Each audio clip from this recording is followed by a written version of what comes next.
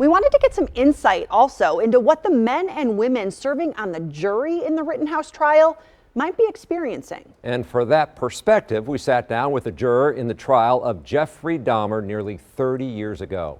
Rebecca Clough goes in depth with that juror to talk about her experience with the pressure and stress. And this is the second book. This one came out in '91. It was a brand new book. And I was still reading this one when they plucked me off the face of the earth.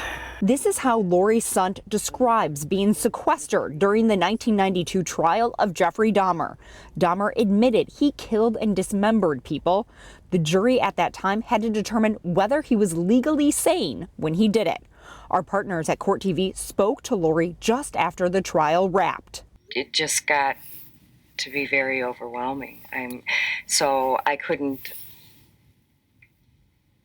had a hard time understanding if Jeffrey Dahmer, in fact, was mentally ill. Lori had to stay in a hotel and was not even allowed to call her husband. There wasn't social media like we have today, but even then, without social media, we were not allowed to speak to any family members or anyone we knew. We were not allowed to watch television. We had our own bed, our own rooms, our own bedrooms. So we were alone or all together. To pass the time, she says jurors shared the books they had with each other. Lori took up crocheting and made this blanket for her mother. I made all these individual squares first. Although staying separated was hard, Lori says hearing descriptions of Dahmer's crime was harder. It was being there in present detail or in the presence of Jeffrey Dahmer and hearing in detail the gore of his crimes that just came as a shock value, because no matter what I had heard on the media previously, not that amount of information was available to the public. And so it came as a shock value. Lori says she knew how high profile the case was and just how much they were being watched. But that ended during deliberations.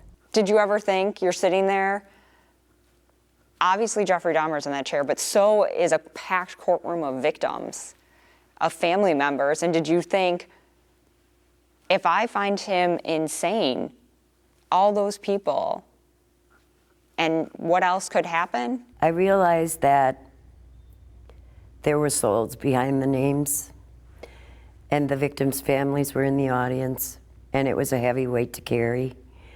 But I didn't allow myself to go that far, to think these are going to be the ramifications of a society once I come out of this jury room if I don't find in their favor or the way they want. We were addressing it the way the court said, and the outside world, as far as I was concerned, did not come into play. Lori and 9 other jurors found Dahmer to be sane. 2 other jurors disagreed. Dahmer was sentenced to 15 consecutive life sentences. He was killed in prison in 1994. Lori says after she signed her verdict and left this courthouse, it was over for her. She never looked up any more information about the case or wanted to learn anything more about Jeffrey Dahmer. The only thing she didn't want to do again was serve on a jury. She said she gave enough during the Dahmer trial. Reporting in Milwaukee, Rebecca Clough, TMJ4 News.